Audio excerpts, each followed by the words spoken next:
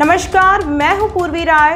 आप देख रहे हैं रीडर्स फर्स्ट न्यूज। छत्तीसगढ़िया क्रांति सेना रायगढ़ ने अंबेडकर चौक से रैली निकालकर कलेक्ट्रेट पहुंचे और अपनी मांग को लेकर राष्ट्रपति के नाम डिप्टी कलेक्टर को ज्ञापन सौंपा है। हसदेव अरण्य सघन जंगल को काटे जाने का विरोध जताया गया है।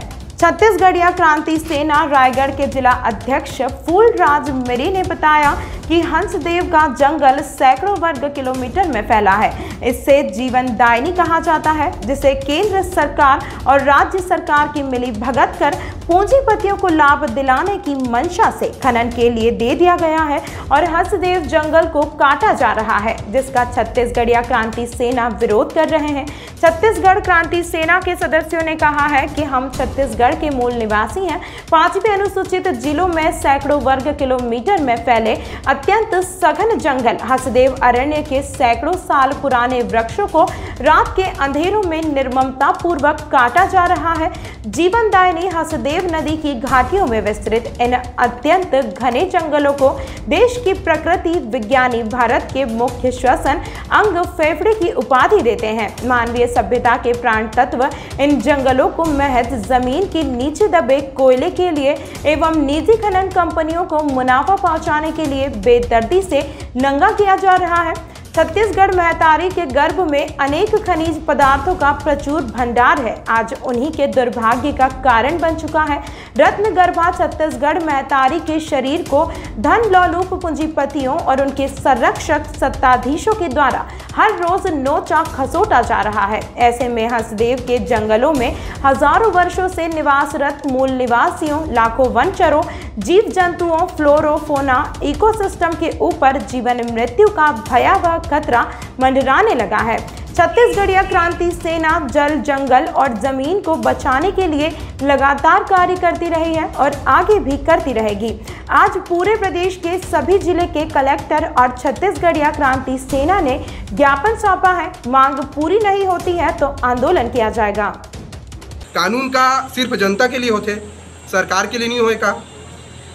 एक उदाहरण अभी मैं बताया भी हूँ कि जो वेदांता माइनिंग रही से ओकर एक मामला रही से जो सुप्रीम कोर्ट में जाके अटके रही से, तो सुप्रीम कोर्ट में आदेशित करे रही से कि जो लास्ट मतलब अथॉरिटी है वो ग्राम सभा की। ग्राम सभा जब तक उन्हें सहमति नहीं दी, सुप्रीम कोर्ट भी कुछ नहीं कर सके, हाई कोर्ट भी कुछ नहीं कर सके, केंद्र सरकार भी कुछ नहीं कर सके, राज्य सरकार भी नहीं कर सके। तो यहाँ सीधी सीधी बात यह है कि बंदरबाट यहाँ किया जा रहा है। पक्ष और विपक्ष की अगर हम बात करते हैं तो दोनों शांत हैं। अगर छोटे से मामला होते तो जो पक्ष में है ओकर विरोध करे विपक्ष उतर जाते। तो आज केंद्र में बीजेपी है, राज्य में कांग्रेस है, लेकिन दोनों मिलजुल के ये काम कर रहे थे। तो छत्तीसगढ़ की जनता ला ये चीज़ ला समझना है कि ये दोनों बीजेपी और कांग्रेस एक ही सिक्का के दो पहलू हैं, अलग अलग चीज़ नहीं हुई।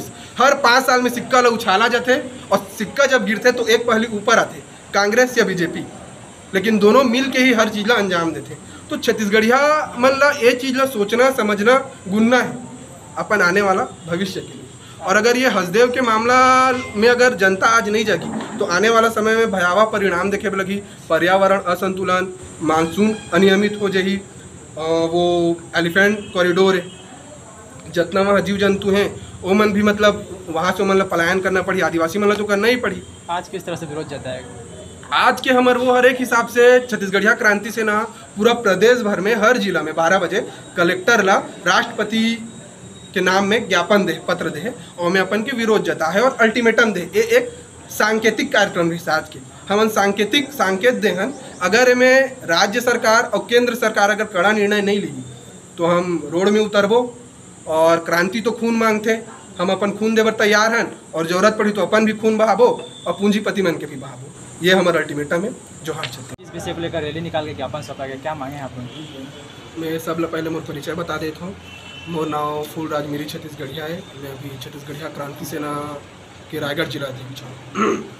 आज हमन जो हसदेव मामला है, जो अभी परिचय के मोहताज नहीं है, पूरा छत्तीसगढ़ में चलत है ये मामला है। जो हसदेव हमार जंगल है, जो सरगुजा, कोरिया, रायगढ़, कोरबा तक फैले हुए है, ओला मतलब अभी बिना ग्राम सभा के अनुमति के 5वीं अनुसूची पेशा एक्ट के उल्लंघन करते हुए खनन के अनुमति दे दिया गया।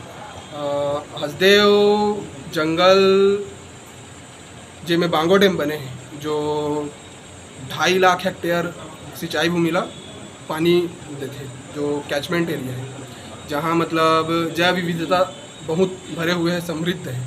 जिला अगर आज उजाड़ दिया जाए तो आदिवासी मन के आजीविका, आदिवासी मन के परंपरा, संस्कृति, इतिहास, उमन के जो अस्तित्व है ओकर से जुड़े हुए हैं वो पूरी तरह से नष्ट हो जाएगी, जो कि बाद में अपरिवर्तनीय है, जिला चेंज नहीं किया जा सके। और रही बात कोल माइंस के, तो कोल माइंस जो नियम है, जो संविधान में नियम है, कहीं भी अगर कोल माइंस के लिए अगर प्रस्ताव वो होते तो लास्ट और पहला ग्राम सभा जो पेशा एक्ट 1996 में मतलब कानून बने हैं, ओकर तहत वहाँ के जो रहवासी हैं उमन के बिना सहमति के राज्य सरकार, केंद्र सरकार भी वहाँ कुछ नहीं कर सके। लेकिन जो केंद्र सरकार है, केंद्र सरकार 1957 कोल बैलिंग एक्ट के हवाला देते हुए वहाँ परमिशन दी स्टेज 1 में, और बोलिस कि एमें पेशा कानून ग्राम सभा के अनुमोदन के कोई वो नहीं है, ज़रूरत नहीं है, जो कि मतलब सीधा सीधा गलत है, असंवैधानिक है, संविधान के हत्या है, गैर कानूनी है ना। पहला स्टेज के मतलब अनुमति दे दिया गया और अभी हाल में स्टेज 2 की अनुमति मतलब वन स्वीकृति दे दिया गया, जो कि वो भी मतलब सरासर गलत है, गैर कानूनी है। 2010 में केंद्र सरकार के द्वारा हसदेवला नो गो एरिया घोषित किया गया। नो गो एरिया मतलब कि नियम बने हैं संविधान में और हमारे कानून में कि जैसे पूरा भारत में अगर 100% कोल क्षेत्र है तो उनमें के 10% कोल क्षेत्र एक ऐसे पैरामीटर में रखा जाता है जहाँ खनन नहीं किया जा सके। काबर क्यों पूरा जैव विविधता से भरे हुए रहते, घना जंगल होते, मतलब बहुत सारा में पैरामीटर रहते। तो जब सरकार ही, केंद्र सरकार वाला 2010 में नो गो इलाका घोषित करे तो अभी काबर अनुमति देते, और केंद्र सरकार अनुमति दे भी दी तो बिना राज्य सरकार के अनुमति के तो यह चीज़ हो नहीं सके। सीधा बात है कि केंद्र के अनुमति के साथ साथ राज्य सरकार की भी सहमति है। तो ये तो सीधी बात यह है कि मिली भगत चलत है, बंदर बाट किया जाते, संविधान की हत्या किया जाते, कानून के उल्लंघन किया जाते।